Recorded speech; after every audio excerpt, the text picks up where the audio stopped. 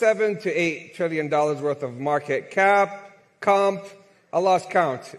But right now, we're here to celebrate a historic moment.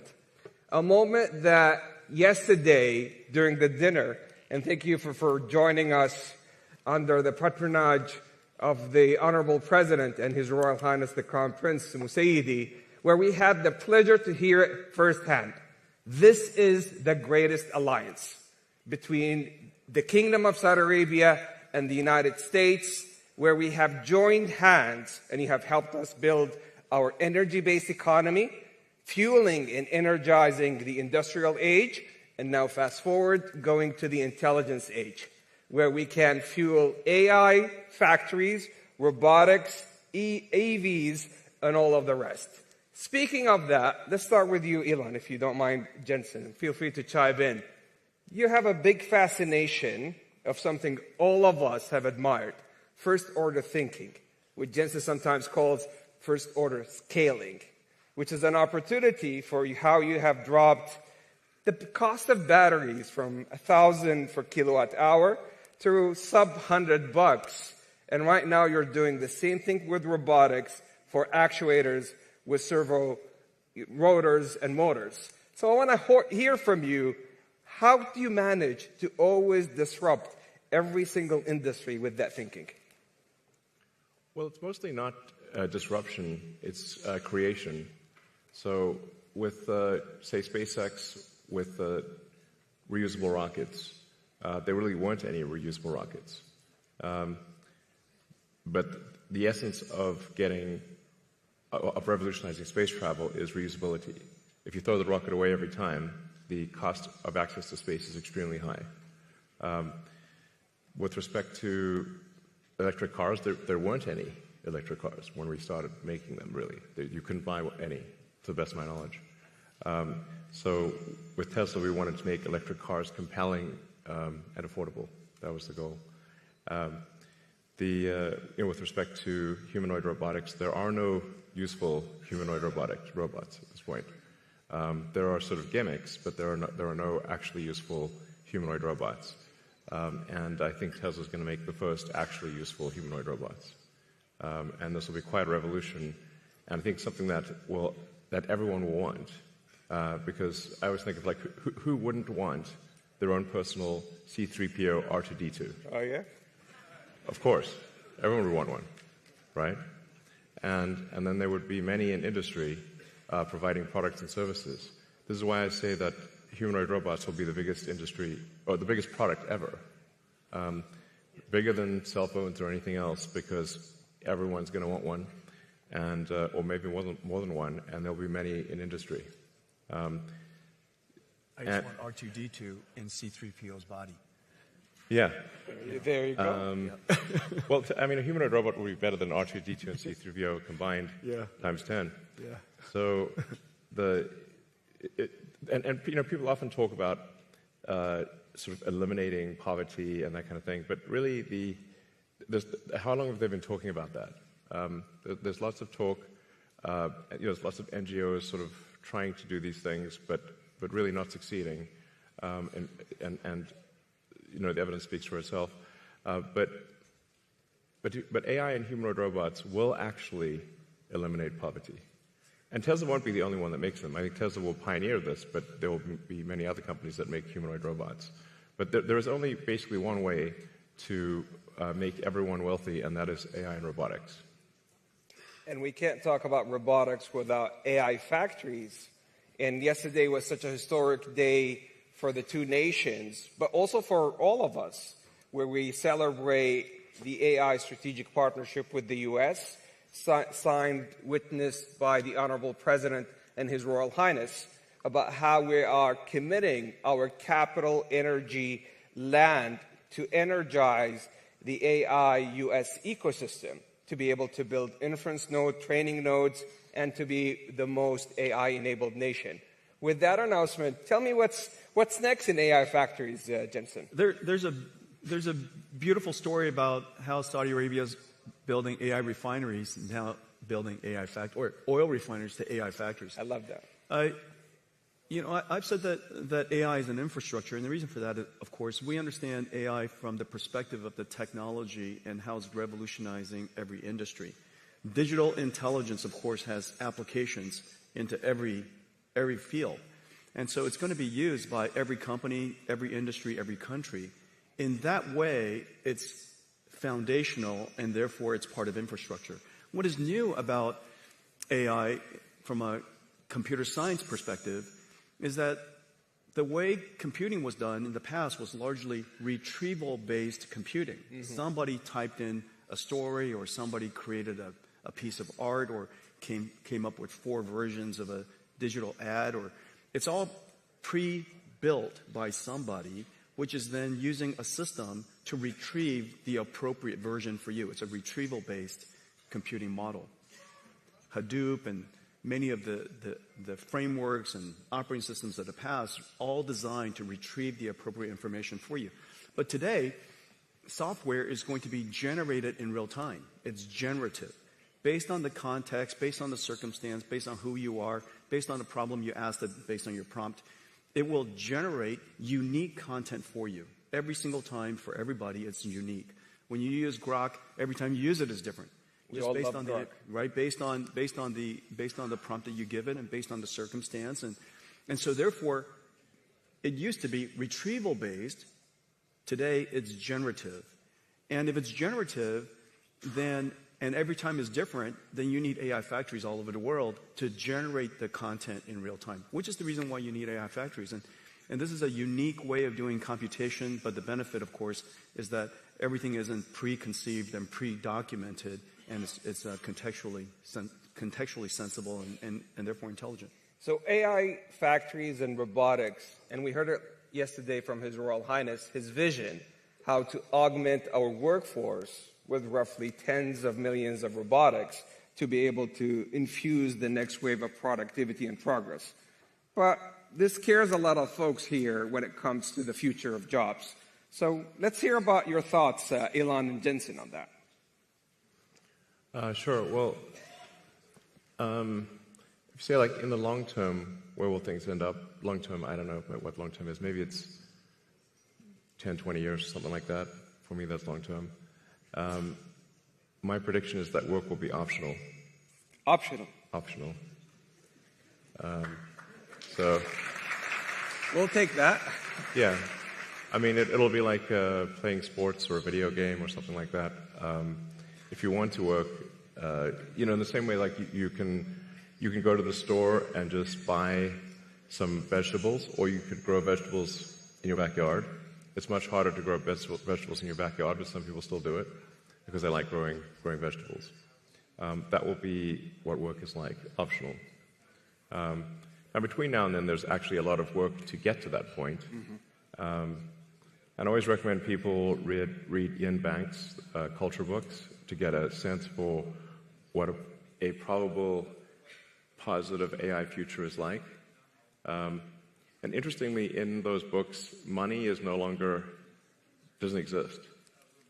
It's kind of interesting. And my guess is, if you go out long enough, assuming there's a continued improvement in AI and robotics, which seems likely, the money will stop being relevant at some point in the future.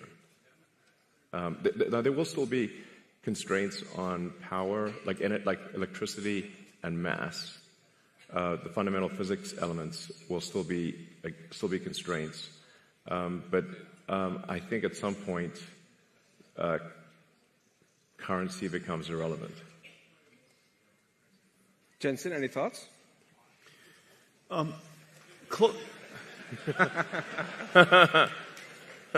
the way, the NVIDIA earnings call is later today. And by the way, since currency is relevant. Cheers. Elon just wants to share with you some breaking news.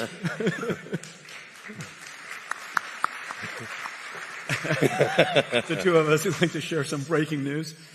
Let's see. I would say there's different horizons you could look at. Everybody's jobs will be different. I think that's for sure. How the students learn will be different. How people do their work will be different, obviously, because a lot of the things that we do mundanely or arduously or very difficultly are going to be done very simply. And so we're going to be more productive from that sense. One of the things that I will say is that for most people or a company, if your life becomes more productive, and if the things that you're doing with great difficulty become simpler, it is very likely, because you have so many ideas, you'll have more time to go pursue things. It is my guess that Elon will be busier as a result of AI. I'm going to be busier as a result of AI. And the reason for that is because we have so many ideas we want to pursue, so many things that we still have in our backlog inside our company that we can go pursue. If we were more productive, we can get to those things faster. And so in the near term, I would say that there's every evidence that we will be more productive and yet still be busier because we have so many ideas. One thing that I will say, give you some evidence, is that, and I was just telling Elon about this earlier, radiology, for example, has largely been converted to AI-driven radiology, and there's some really great companies doing that. And the surprising thing is the prediction that all radiologists would be the first jobs to go was exactly the opposite. The trend shows that there are more radiologists being hired now as a result of AI. And the reason for that, if you take a step back, it's because the goal of a radiologist is not to study the images. The goal of a radiologist is to diagnose a disease. Now the studying of the images became so productive, they could study more images, study more modalities, spend more time with the patients. And as a result, they're actually accepting more patients. We're doing more radiology all around the world. We're doing a better job with diagnosing disease. And so that's kind of the near-term outcome of AI and productivity. And we'll see what happens long-term. You know, when currency doesn't matter anymore, just, let me know right before. You'll see it coming. You'll see it coming. We text often, so just yeah, we do. Yeah, just text it out. Well, let me know. I kind of agree with both of you, because if you look at every technological trend, every general purpose technology has been net new positive for the globe, for humanity, and so forth. And let me share with you two case studies. And Your Excellency, I think it's precisely the reason. The reason for that is because all the great ideas from innovators like Elon, you have so many good ideas that and AI, Jensen as well. Yeah, well, Indeed. Thank you. So let me share with you two stories from two Saudi innovators in collaboration with a lot of the great work that NVIDIA does, that Grok does. One is Professor Omar Yagi. All right. Let me say that again. One is Professor Omar Yagi, who is... It might need to move the mic. All right. Hey, come on, we'll share this one. All right. So now, Get closer. let's try this one more time. So one of them is Professor Omar Yagi, who's the first American Saudi to win a Nobel Prize in creating new chemistry. And the way he has done that, he has leveraged your AI accelerators and models like Grok to be able to create new chemistry when it comes to metal organic frameworks. Those are metal ions that are positively charged with organic linkers to be able to effectively create a sponge with 0.33 nanometers pores to capture water from air and also to capture carbon dioxide. The second story has also to do with AI accelerated by NVIDIA and with models like Grok, which is nanopalm, which is effectively creating a nanorobot 500 nanometers by 1,000 nanometers to be able to do gene editing, leveraging the CRISPR technology to take out sickle cell disease.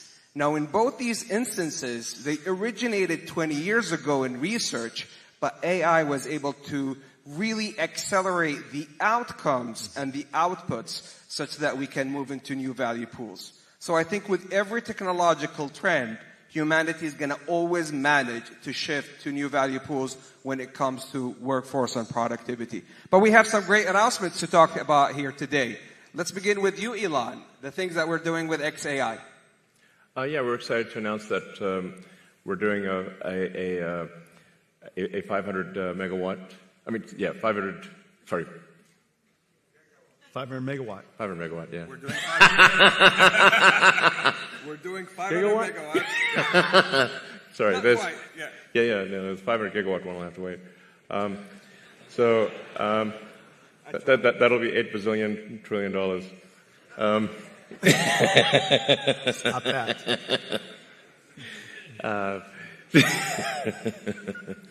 So yeah, we're doing a XAI and the Kingdom of Saudi Arabia are doing a Humane, 500 megawatts, starting with 50 megawatts phase 1, and we're doing it with NVIDIA. Yes. Congratulations to the Humane team, to Targ and team. Such a fantastic job.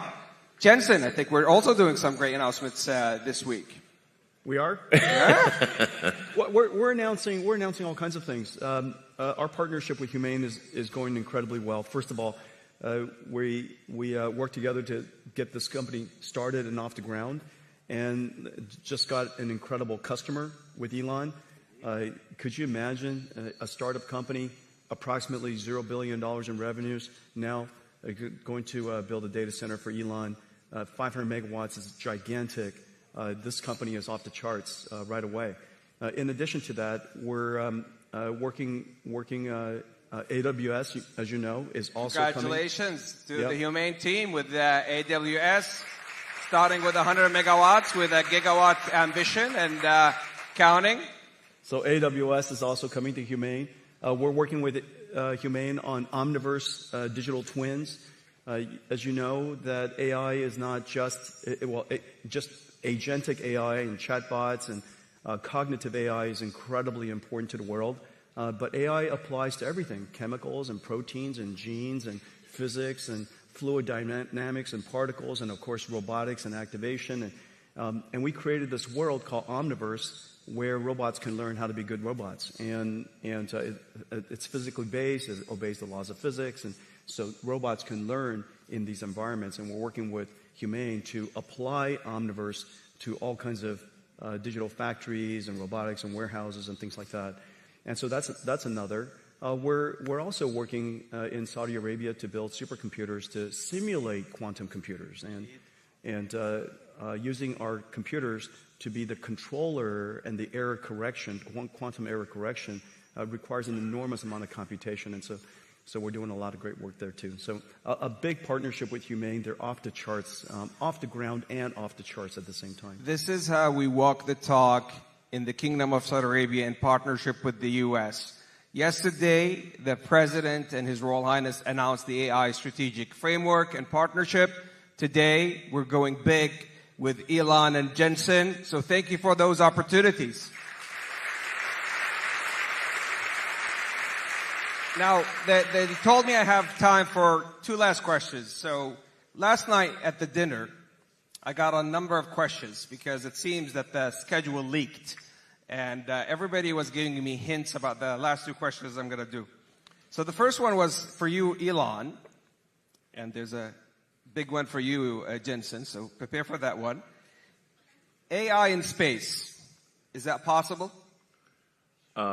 Yes. If civilization continues, which it probably will, then AI in space is inevitable. I always have to preface that.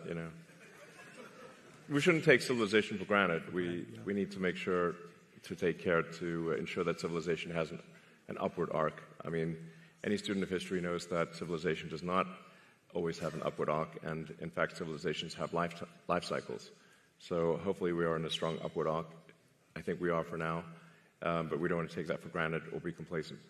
But the way to think of AI in space is that in order to achieve any meaningful percentage of a Kardashev 2 scale civilization, where you're using even a millionth of the sun's energy, you must have solar-powered AI satellites in deep space.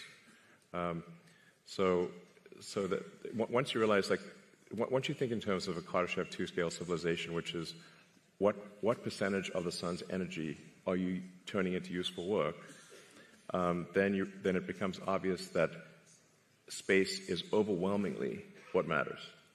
Overwhelmingly. the sun only receives roughly 1/2 billionth of, the Earth only receives roughly 1/2 billionth of the sun's energy. So if you want to have something that is, say, 1,000,000 times more energy than Earth could possibly produce, you must go into space. So this is where it's kind of handy to have a space company, I guess. Sell the book. Easier to cool chips in space, too. Yes. Easier to cool chips in space. Yeah. Yes, there's definitely no water in space, so you're going to have to do something that doesn't involve water. Just hang out. Well, you just got to radiate. That's right.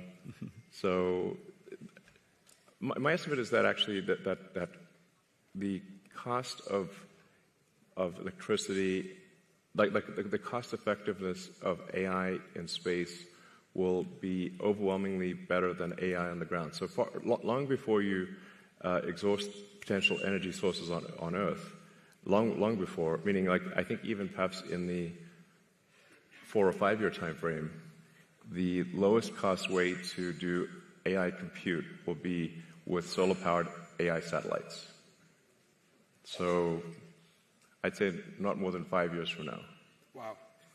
And just look at the supercomputers we're building together. Let's say each one of the racks is 2 tons.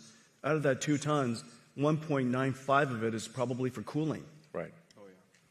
Just imagine how tiny that little supercomputer is, right? Each one of these GB300 racks will just be a little tiny thing. And just electricity generation is already becoming a challenge. So if you start doing any kind of scaling for both electricity generation and cooling, you realize, okay, space is incredibly compelling. So, like, let's say you wanted to do, I don't know, 200 or 300 gigawatts per year of AI compute. Yeah. It's very difficult to do that on Earth. The U.S. average electricity usage, last time I checked, was around 460 gigawatts per year average usage. So something like, say, at 300, if you're doing 300 gigawatts a year, that would be like 2/3 of U.S. electricity production per year. Yeah. There's no way you're building power plants at that level. And then if you take it up to, say, 1 terawatt per year, impossible. Yeah. Like you have to do that in space. There just is no way to do 1 terawatt per year on Earth. And in space, you've got continuous solar. You've got you actually don't need batteries because it's always sunny in space. That's right, exactly. And the solar panels actually become cheaper because you don't need glass or framing, and the cooling is just radiative. So that's why I think that's the dream. Yes, that's the dream. So Jensen, everybody last night was asking me, and I'm mindful it's earnings call for you today. So I'm going to say this delicately. Everybody has been asking me to ask you, are we going to have an AI bubble? That's the last question. All right, no. All right, let me just tell you what we see. Okay, so I think it's really important when you look at what's happening around the world and go back to first principles of what's happening in computer science and computing. There are 3 things that's happening. The first thing is that we all know that Moore's law has run its course, and the amount of demand for computing versus the amount of computation we can get out of general purpose computing is really challenging. And so the world's been moving to accelerated computing for some time. We've been pushing this now for over 20 years. Let me give you one statistic. I was just at supercomputing. 6 years ago, CPUs were 90% of the world's supercomputers, top 500 supercomputers. 6 years ago. This year, less than 15%. Went from 90% to 10%, and meanwhile, accelerated computing went from the other way, 10% to now 90%. Okay, so you're seeing that inflection point, the transition in high-performance computing from general-purpose computing to accelerated computing. Well, one of the most intensive computation things that the world does in cloud is data processing. Several $100 billion of computation is done on just raw data processing. It has nothing to do with AI. Just SQL processing, data frames, everybody's names, address, their sex, their age, where they live, how much money they make. All of that sits into a data frame, and that data frame drives the world today, whether it's in banking or whether it's in credit cards or, of course, e-commerce and everything from ad recommendation, everything is driven off of that data frame. That data frame costs hundreds of dollars to go compute. And so that's the number one thing, end of Moore's law. The second thing is generative. What the last 15 years is called REXs, recommender systems. How do we know what information to recommend to us in a social feed? How do you know what ad to recommend to somebody? What book to recommend, what movie to recommend. The internet is so gigantic without a recommender system that a little tiny phone of us will have no chance of ever seeing the right information. That REXs is the engine of the internet today. That's going generative AI. It used to be running on CPUs, now it runs on GPUs. Which then says the third thing, if you just look at those two applications, many of the internet companies can build an enormous number of GPU supercomputers just doing that. Of course, then it creates the third opportunity on top of it, which is agentic AI. This is Grok, and this is OpenAI, this is Anthropic, this is Gemini. Agentic AI sits on top of that. But don't forget to think about what is happening underneath what everybody sees as AI today. There's a whole movement of computing from general purpose computing to accelerated computing. And that, if you take that into consideration, you'll come to the conclusion that, in fact, what is left over to fuel that revolutionary agentic AI is not only substantially less than you thought, and all of it justified. Well, I was just informed by the team that my boss and your bosses is going to talk next, the Honorable President and His Royal Highness the Crown Prince, and hence we ran out of time. But in essence, this is so much love for you, Elon and Jensen. But this, in essence, is a 92 alliance that shifted from energy to digital to the intelligence age, powered by pioneers such as Elon and Jensen, to serve humanity and create on a net new basis new economies, new jobs, and a better future for humanity, powered by the Kingdom of Saudi Arabia and the United States. Thank you for a lifetime partnership and friendship. Thank you, Elon. Thank you, Jensen. Thank you.